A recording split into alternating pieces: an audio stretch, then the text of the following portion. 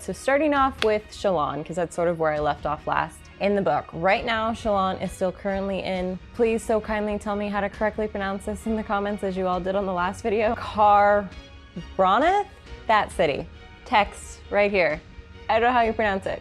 But she's still in that city trying to get Jasnah, which you also kindly told me, still trying to get Jasnah to accept her as her ward. One of the things specifically that I discovered about world building while we were reading about Shalon is I like that sort of they keep their knowledge like behind a paywall, which yes, can kind of be messed up, especially because then you sort of keep people down from rising up. But considering that this city, like they said, they don't have much to offer besides fish and bells, which holds no interest, knowledge is the highest thing that they have of value, and that money goes towards keeping the hospitals up to date, which I think is like really cool that the king does that and provides a lot, especially because like if knowledge is your most valuable thing, people will come to your city and pay for it, and then you can keep the hospitals going, which is really important. Her father had owned exactly 87 books. Shalon had read them all several times over. How much could be contained in 700,000 books? The weight of that much information dazzled her. She found herself hungering to look through those hidden shelves. She could spend months just reading their titles. When I first started reading this series, obviously the book kind of starts out with Kaladin first, so this might be why I felt more attached to him, just because I got to know his story more first. But also it's Kaladin. He's like, you know, the handsome, broody, dark-haired boy with all his emo issues. But his story is really cool. But now I'm feeling more attached to Shalon. Specifically, I just feel like there's certain aspects of her that I really relate to. Specifically, how she really struggles with confrontation. I do not like confrontation. It makes me sick to my stomach. So now I was hearing Shalon talking about that when she was like nervous about having to see Jasnah again and not wanting to upset her, like, and just how awful it made her feel. Like I could totally, like, girl, I got you. It's the worst feeling in the world. But also specifically when she started having these negative thoughts pop up about her father who has passed, and I also too have lost my father, and so everyone's story is different, all the things attached to it, and it's just always better to stay in the present. But the way that Brandon wrote it, he went over it very quick, but it was quick enough with like a sharp fine pen that like you still felt it and felt gutted and really felt for how Shalon felt. And then again, back to the confrontation. Literally, when Shalon is trying to leave Jasnah's alcove and she ends up finding her there on the spot, like, stabbed to the gut, so uncomfortable. And she literally gets scolded, which is like the worst feeling in the world, especially when it's someone that like you're trying to impress. She hated confrontation. During her youth, she'd felt like a piece of delicate crystalware, locked in a cabinet to be displayed but never touched. The only daughter, the last memory of Bright Lord Davenar's beloved wife. It still felt odd to her that she'd been the one to take charge after the incident, Memories attacked her. Non-Blunt bruised, his coat torn, a long silvery sword in her hand, sharp enough to cut stones as if they were water. No, Shalon thought, her back to the stone wall, clutching her satchel. No, don't think of the past. But when she was in Jasnah's alcove, we met Brother Cosball, who I felt was like very charming to be this religious figure. And I also liked that he kept kind of telling like Shalon, like, hey, stop being so like traditional. You don't have to keep saying sir or titling him in whatever way. It just made me feel like he was more a man of religion versus like a religious figure to worship and look up to. What must I do to put you at ease? Shall I step up on this desk here and do a jig? She blinked in surprise. No objection, Brother Cabal said. Well then. He set down the portrait and began to climb up on the chair. No, please, Shalon said, holding out her free hand. Are you certain? He glanced at the desk appraisingly. Yes,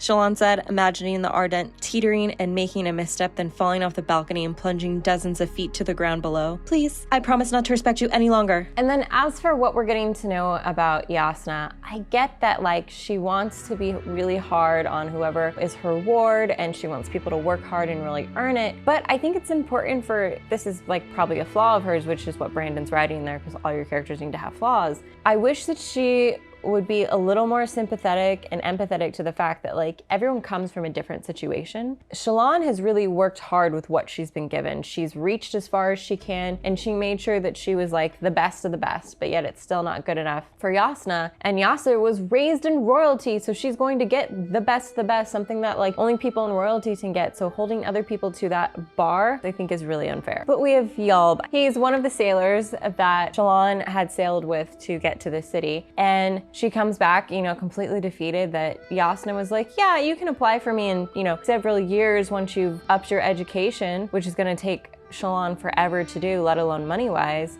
And Yalb's like, you're just gonna give up like that? Yalb essentially like tells her everything's worth 3 tries. And that makes kind of Shallan think, well, she can't really learn everything that she needs to in order to reapply for this ward position in like 7 or 8 years. She needs to do this now, protect her family. So if she does go for a 3rd try and she still gets shut down, she didn't lose anything in the first place, which I think is a really good thing to think about in life when you're trying to achieve something.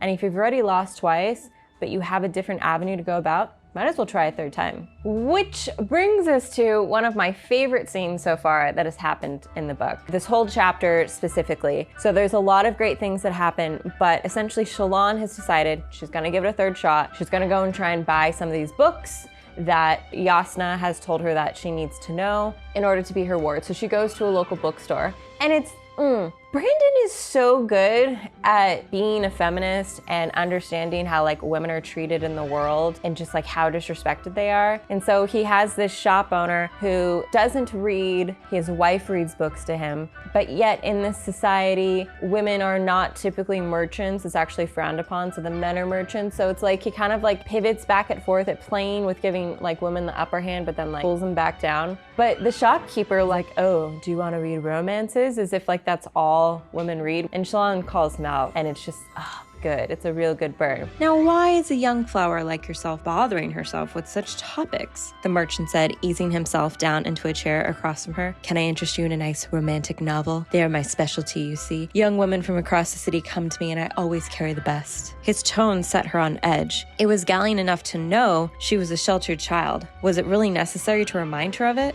A romantic novel, she said, holding her satchel close to her heart. Yes, perhaps that would be nice. Do you by chance have a copy of Nearer the Flame? The merchant blinked. Nearer the Flame was written from the viewpoint of a man who slowly descended into madness after watching his children starve. But the next thing that I really love is that Yalb comes running in, and he makes this joke that he talked to this other shopkeeper, and him and Shallan were shopping, and he was gonna offer her like half the price because this guy wanted like a lot of spears from her. Like, I don't remember exactly what they were, but he wanted 10 of like the highest spears possible. That was gonna be all of Shallan's money. But Yalb comes in and he's like, all of theatrics, and he's like, no, this other shopkeeper who actually is this guy's enemy. And so it makes this shopkeeper even more upset, and he ends up dropping down the price like almost half. So it was just really funny. And I hold like a very special place in my heart for Yalb. Okay, so this is the last thing for the Shallan section. So this is the moment when Shallan finally gets Jasnah to say yes to Shallan being her ward. It's a great victory. Shallan is in the alcove next to Jasnah. So she comes into the room and she's like super annoyed that she's there, and she asks to see inside of Shallan's bag. And when she does, she finds all of Shallan's drawings that she's done herself. And Shallan's like an amazing artist. She's self-taught her whole life and just continued to study. Like, we learned that she did it as a kid. She's just obsessed with drawing people. And then eventually she moved over to like bugs and insects and animals. So like her father, because her father did not like her drawing people. This gives her a huge win because she already won with Jasnah by writing the letter to her. But then she asks her, well, how did you learn to draw? Like, why do you draw? And Shallan's like, I do it because I want to. That really sat well with Jasnah because she loved that Shallan pursues scholarship out of her own interest. And I just really like that it took her 3 times to finally get Jasnah to say yes to her. And I think that in life, everything that we kind of work for it's always hard. You put all these blood, sweat, and tears into what you're working on. Obviously for Kaladin, it's a little bit harder for him because he's a slave right now. But if you keep at it and you work hard, eventually it will pay off. And that payoff can be a lot of things. It can be the satisfaction of the hard work and realizing, you know what, I put the work in and it didn't work out, and you can walk away being really proud. Or it can be the actual reward itself, which you have been working toward. Or it can be wisdom that you've gained from the situation by being in it for so long, which I kind of feel is where Kaladin sort of lays in. And speaking of Kaladin, I didn't even mean to segue that so well, but I did. Oh my god, Kaladin's relationship with Syl, the Windspren, is like, it's so precious, and I love it. I love it. Like, she tells Kaladin, I've been watching you since your early days of fighting, and he's like, what? You've been following me for that long? Which again, we talked about in the previous video, like, that is not normal for Spren.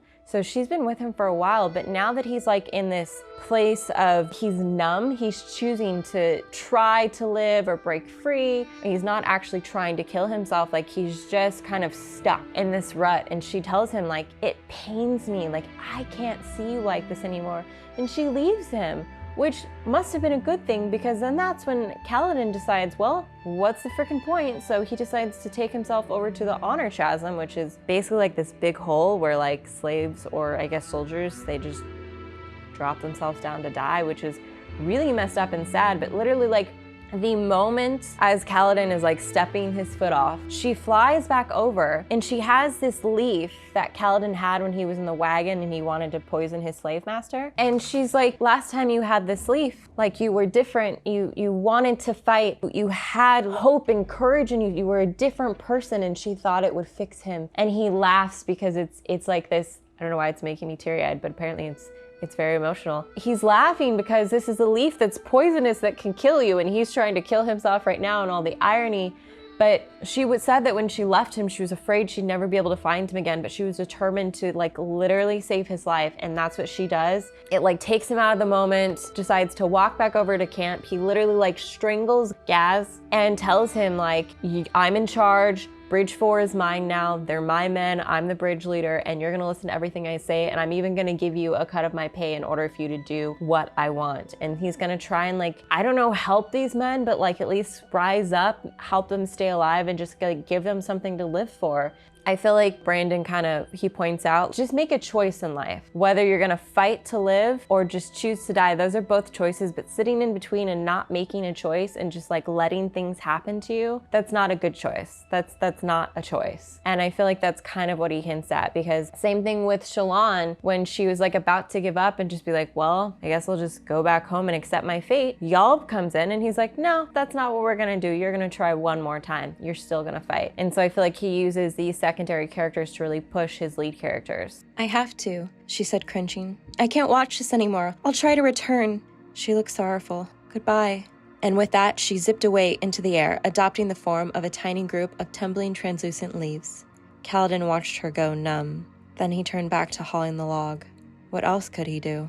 And also we learned about Cal's backstory, and I'm kind of mad at him, I'm not gonna lie. His father worked really hard to teach him how to do medicine. He wanted to send him off to school to be a doctor, and I don't know what happened, but he's obviously not there. And I feel like what we learn about from the past is that Kaladin actually like envied Light Eyes and wanted to fight for them. And now he hates them and like wants them all dead. I'm really starting to feel like Alethi, they just fight to fight, try to show like they're the best of the best, and they sell this propaganda that it's the other countries or cities' fault. That's really messed up.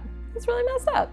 And then it's like weird that being in the medical field in this world makes you different, because Cal talks about like how he was judged and how much it hurt for him to be different, but yet the whole town begged his father to fix someone when someone was hurt. And so it's like they needed his family, but then they judged them for being different and like super intelligent about medicine and science. And I don't know, it just kind of like broke my heart. So like if you feel like you're different because you're super nerdy and you know a lot about something, stay that way. It's way better than to be like everyone else, which is what Kaladin wanted to do, which was to be a military man and fight.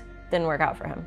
The others in town thought Liren spent too much time with books and sick people, and that made him strange. They were uncomfortable around him, and with Cal by association. Cal was only just beginning to realize how painful it could feel to be different. So when we first met Kaladin, he was Kaladin Stormblessed, but now he's saying his name is Kaladin Bridge Leader. Is this a Kaladin thing, or do people change their names when they change like position or ranks in life? Just want to understand. Okay, so at this point, I've read the interludes and we're into part 2, so I learned a little bit about Dalinar, his son Adolin. We're kind of going to do a rapid fire thoughts here on everything. Non-Ballot, which is Shallan's brother, is creepy AF. It kind of hurts my soul that he kills little animals for like joy, or they make him feel better. I don't know, but I'm just like, Brandon, that's probably like the creepiest thing you could have made about a character, and I really don't like it. Also sounds like their dad was like emotionally abusive to them, and Shallan and the youngest brother kind of like, it didn't really happen to them and they weren't affected by it. Ballot it sounds like he's jealous because he's saying how like he's upset that Shallan got to go off on this adventure to, you know, try to convince Yasna to be her ward. He should have been the one to do it. She's probably not smart enough. She's probably scared and she can't handle herself. Not to mention he also has an injury, so he can't really get around that much, but it kind of bothers me that he's like has all these awful, terrible thoughts about his sister who's risking her life to save the family. And axe hounds are weird. Brandon, why do all of your creatures have like some sort of like voracious, shellfish, cockroachy vibe? It's gross. It's gross. I don't do bugs, and this axe hound is so weird looking. Sup, Seth? Welcome back from the prologue. Your story makes me really freaking sad that you have basically no free will and you have to do whatever anyone tells you. But we did discover something important. Well, I mean, it's a theory I have. When King Gavilar died, he said, you have to tell my brother to find the important words. And then I started reading chapters on Dalinar and he's saying, unite them, unite them. Is that the important words? Don't tell me. These are just my theories, but I feel like I've connected the dots and I've solved the case. Maybe. Also, the horses get to choose their humans. I'm vegan and this makes me really happy. Men are allowed to have feelings and be vulnerable, and Dalinar is going through a really tough time right now because he wasn't there for his brother. He was drunk, he made mistakes, and now he's like really emotional and he has trauma and grief. And his son, Adolin, is like, no, my dad needs to be super tough and be the warrior I know him to be. And I'm like, there's no therapy during this world. You need to cut your dad some slack, okay? And it's really messed up that there is already a hierarchy on whether you have light eyes or dark eyes. And now I've discovered that there is even another like hierarchy within the dark eyes. Society is really messed up. Ooh, I finally figured out how Yasna is connected to all this. I didn't realize that her brother was King, how do you say the king's name? We're gonna go with Elhokar. I didn't realize that was her brother. I thought she was related to the king in the city that her and Shallan are in right now, but it didn't make sense, so now I know. When they fight the Chasm Fiend, that was epic. And the way that Brandon wrote it, like he just created intensity through all of it, and you're like, what's gonna happen next? And like, I play D&D and it felt totally like a D&D battle. So that is the second video. Thank you everyone so much for watching.